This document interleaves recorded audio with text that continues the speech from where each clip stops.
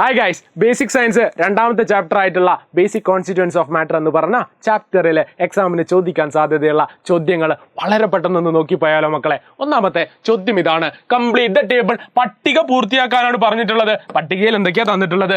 Element അല്ലെങ്കിൽ മൂലകം തന്നിട്ടുണ്ട്, അയാളുടെ സിമ്പലും തന്നു. അതിനുശേഷം മൂന്നാമത്തെ കോളത്തിൽ ഇയാൾക്ക് ഈ പേരെങ്ങനെയാണ് കിട്ടിയിട്ടുള്ളത്, ബേസിസ് ഓഫ് നെയിമിംഗ് തന്നു. നോക്കണേ മക്കളെ, ജർമേനിയം എന്ന് പറഞ്ഞ എലമെന്റിന്റെ സിമ്പൽ ആയിട്ട് കൊടുത്തിട്ടുള്ളത് G ആണ്. ചോദ്യം ഇതാണ്: ഈ ജർമേനിയം എന്ന് പറഞ്ഞ എലമെന്റിന് ഈ പേര് എങ്ങനെയാണ് കിട്ടിയിട്ടുള്ളത്? എങ്ങനെയാ മക്കളെ കിട്ടിയത്? ജർമേനിയം, ജർമ്മനി എന്ന് പറഞ്ഞ രാജ്യത്തിന്റെ അല്ലെങ്കിൽ കൺട്രിയുടെ അടിസ്ഥാനത്തിലാണ് കിട്ടിയിട്ടുള്ളത്. സോ ജർമ്മനി എന്ന് പറഞ്ഞ രാജ്യത്തിന്റെ അടിസ്ഥാനത്തിലാണ് ജർമേനിയത്തിന് പേര് കിട്ടിയിട്ടുള്ളത്. എളുപ്പമല്ലേ? ഓക്കെ, അടുത്തതായിട്ട് പറഞ്ഞു വെക്കാണ്, CU എന്ന് പറഞ്ഞ സിമ്പലുള്ള ഒരു എലമെന്റ് ഉണ്ട്. ആ എലമെന്റ് ഏതാണെന്നാണ് ചോദ്യം. നോക്കണേ മക്കളെ, ഇയാൾക്ക് ഈ പേര് കിട്ടിയിട്ടുള്ളത് ഇയാളുടെ ലാറ്റിൻ നെയിമിൽ നിന്ന സിമ്പൽ കിട്ടിയിട്ടുള്ളത് ലാറ്റിൻ നെയിമിൽ നിന്നാണ്. CU എന്ന് പറഞ്ഞ സിംബലോട് കൂടിയ ആ എലമെന്റ് എന്ന് പറയുന്നത് ഏതാണ് മക്കളെ? കോപ്പർ ആണ്. സോ കോപ്പർ എന്ന് പറഞ്ഞ എലമെന്റിന്റെ സിംബലാണ് CU. എങ്ങനെയാ പേര് കിട്ടിയിട്ടുള്ളത്? ലാറ്റിൻ നെയിമായിട്ടുള്ള കുപ്രത്തിന്റെ ആദ്യത്തെ രണ്ട് ലെറ്റേഴ്സ് എന്തൊക്കെയാ മക്കളെ? CU യുമാണ്. സോ കുപ്രം എന്ന് പറഞ്ഞ ലാറ്റിൻ നെയിമുള്ള ആ എലമെന്റിന്റെ ആദ്യത്തെ രണ്ട് ലെറ്റേഴ്സ് ആണ് അയാളുടെ സിംബൽ ആയിട്ട് എടുത്തിട്ടുള്ളത്. എളുപ്പമല്ലേ? അത്തരത്തില് ഒരുപാട് എലമെന്റ്സ് ഉണ്ട്. അവരുടെയൊക്കെ ലാറ്റിൻ നെയിമും പഠിച്ചു വെക്കാം, സിംബലും പഠിച്ചു വെക്കാം. എളുപ്പമല്ലേ? കോപ്പറിൻ്റെത് കുപ്രം CU, അയേണിൻ്റെത് ഫെറം Fe. എളുപ്പമല്ലേ? ഓക്കെ അല്ലേ? നാളെ ചോദിക്കാൻ സാധ്യതയുള്ള പ്രധാനപ്പെട്ട ഒരു ചോദ്യമാണിത്. രണ്ടാമത്തെ ചോദ്യം നോക്കാം മക്കളെ. ചോദ്യം ഇതാണ്: classify the following elements into monatomic, diatomic and polyatomic molecules. തന്നിരിക്കുന്ന കുറച്ച് തന്മാത്രകളുണ്ട്. ഈ തന്മാത്രകളിൽ ഏകാറ്റോമിക, ദ്വയാറ്റോമിക, ബഹുഅറ്റോമിക തന്മാത്രകളെ നമ്മൾ എന്ത് ചെയ്യണം? വേർതിരിച്ചെഴുതണം. നോക്കണേ മക്കളെ, മോണോ അറ്റോമിക് എന്ന് പറഞ്ഞാൽ അവിടെ ഒരൊറ്റ ആറ്റം മാത്രമേ ഉള്ളൂ. ഡയറ്റോമിക് എന്ന് പറഞ്ഞാൽ രണ്ട് ആറ്റങ്ങളുള്ള തന്മാത്രകളാണ്. എന്നാൽ പോളി അറ്റോമിക് എന്ന് പറഞ്ഞാൽ രണ്ടിൽ കൂടുതൽ ആറ്റങ്ങളുള്ള തന്മാത്രകളാണ്. നോക്കണേ മക്കളെ, ഇവിടെ ഒരൊറ്റ ആറ്റം മാത്രമുള്ള ആളുകൾ ആരൊക്കെയാ? ഹീലിയവും ആർഗണുമാണ്. സോ പറഞ്ഞു വെക്കാം, ഹീലിയത്തിനും ആർഗണിനും ഒരു ഒറ്റ ആറ്റമേ ഉള്ളൂ. സിംഗിൾ ആയി നിൽക്കുന്ന ഇവരെ പറയുന്ന പേരാണ് മോണോ അറ്റോമിക് മോളിക്യൂൾസ്. ഇനി നോക്കാം മക്കളെ, ഡയറ്റോമിക് ചോദിക്കുകയാണ്. രണ്ട് ആറ്റംസ് ഉള്ള തന്മാത്രകൾ ഏതൊക്കെയാ? രണ്ടെണ്ണം ഉള്ള ആരൊക്കെയാ മക്കളെ? ഹൈഡ്രജനും ക്ലോറിനും ഓക്സിജനും എടുക്കുകയാണ്.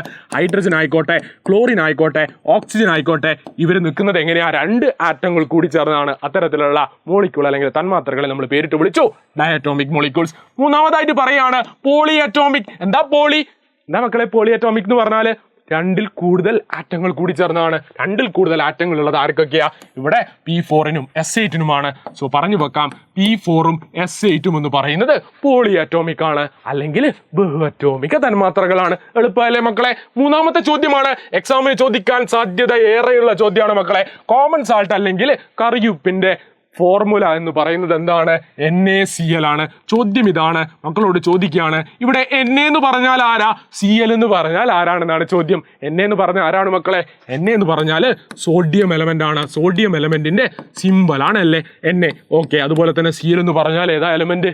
ക്ലോറിൻ ആണ്. സോ ക്ലോറിൻ എന്ന് പറഞ്ഞ എലമെന്റിന്റെ സിമ്പൽ ആണ് Cl. എളുപ്പമല്ലേ? ഓക്കെ, ഈ ചോദ്യത്തിന്റെ രണ്ടാമത്തെ ചോദ്യം ഇതാണ്. ഇവിടെ ചോദ്യം ഇതാണ്: find the total number of molecules present in 5H2SO4. 5H2SO4ലുള്ള ടോട്ടൽ മോളിക്യൂളുകളുടെ എണ്ണം കണ്ടുപിടിക്കണം. മോളിക്യൂൾ ആണ് ചോദിക്കുന്നതെങ്കിൽ മക്കളെ നോക്കി വെക്കാം, ഇടത് ഭാഗത്ത് ഏതാണ് നമ്പർ ഉള്ളത് എന്ന്. ഇടത് ഭാഗത്ത് ഏതാ നമ്പർ ഉള്ളത്? ഇടത് ഭാഗത്തുള്ളത് 5 ആണ്. സോ ഇവിടെ 5 മോളിക്യൂൾ H2SO4 ഉണ്ട്. എത്രയാണുള്ളത്? 5 മോളിക്യൂൾസ് ഉണ്ടെന്ന് പറഞ്ഞു വെക്കാം. മോളിക്യൂൾ ആണ് ചോദിക്കുന്നതെങ്കിൽ ഇടത് ഭാഗത്തുള്ള സംഖ്യ നോക്കാം. എളുപ്പമല്ലേ മക്കളെ? അടുത്ത ചോദിക്കാൻ സാധ്യത ഏറെ ഉള്ള ഒരു ചോദ്യമാണ്. തന്നിരിക്കുന്ന മൂലകങ്ങളിൽ ഒന്നിന്റെ നാമകരണം നിറത്തിന്റെ അടിസ്ഥാനത്തിലാണ്, കളറിന്റെ അടിസ്ഥാനത്തിൽ ഇവിടെ പേര് കിട്ടിയിട്ടുള്ളത് ആരാണെന്ന ചോദ്യം. നോക്കണേ മക്കളെ, പൊളോണിയം എന്ന് പറഞ്ഞ ആൾക്ക് രാജ്യമായിട്ടുള്ള പോളണ്ടിന്റെ അടിസ്ഥാനത്തിലാണ് പേര് കിട്ടിയിട്ടുള്ളത്. നെപ്റ്റ്യൂണിയത്തിന് ഒരു പ്ലാനറ്റ് ആയിട്ടുള്ള നെപ്റ്റ്യൂണിന്റെ അടിസ്ഥാനത്തിലാണ് പേര് കിട്ടിയിട്ടുള്ളത്. എന്നാൽ ക്രോമിയമും അതുപോലെ തന്നെ ഇന്ത്യം എടുക്കുകയാണെങ്കിലും അതുപോലെ ക്ലോറിൻ എടുക്കുകയാണെങ്കിലും ഈ 3 എലമെന്റുകൾക്കും പേര് കിട്ടിയിട്ടുള്ളത് അവരുടെ കളറിന്റെ അടിസ്ഥാനത്തിലാണ്. എളുപ്പമല്ലേ മക്കളെ? സിമ്പിൾ അല്ലേ? അപ്പൊ നമ്മൾ എന്ത് ചെയ്തു? നാളെ ചോദിക്കാൻ സാധ്യതയുള്ള ചോദ്യങ്ങളുടെ ഒരു ലിസ്റ്റ് തയ്യാറാക്കി കൃത്യമായിട്ട് മക്കള് എന്ത് ചെയ്യുക? ഈ ടോപ്പിക്കുകൾ പഠിച്ചു പോകാം. മക്കളോട് ഒരു പ്രധാനപ്പെട്ട കാര്യം പറയാനുണ്ട്.